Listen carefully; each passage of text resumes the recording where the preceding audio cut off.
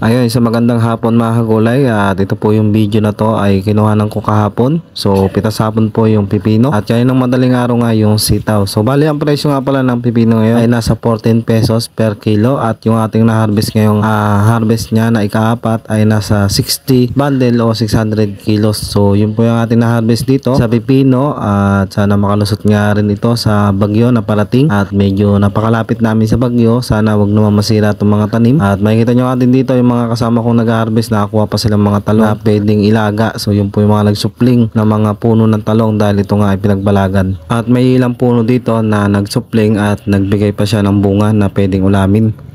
At ito na nga mga kagulay yung naging harvest kaninang umaga. So ayun po yung mga kasama kong nag-harvest, at ito na po yung aking naibundle nung una ay nasa 6,000 piraso na yan. At ito nga yung naging presyo ngayong October 18 ng sitaw na emerald.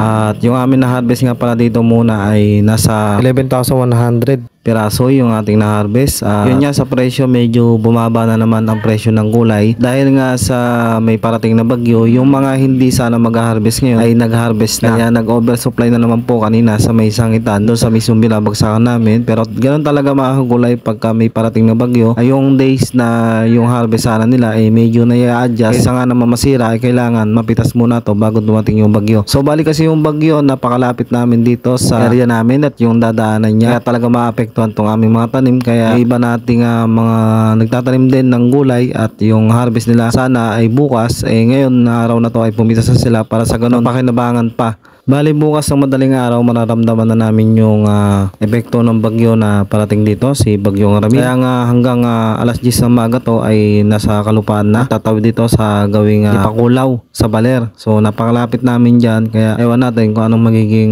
kapalaran ulit bukas. Sana wag na pong lumakas tong bagyo na to. Sana doon sa mga presyo nga po ng gulay ay sana tumaas para makabawi naman po kami bago kami magbaklasan ng balag, kasi medyo malapit na po yung taniman ng sibuyas. Kaya kailangan sana may labas namin yung puhunan nitong mga gulay, at sana kahit paano kumita po para may budget po habang nagagayak ng sibuyas. Hindi naman po kami masyadong magahol.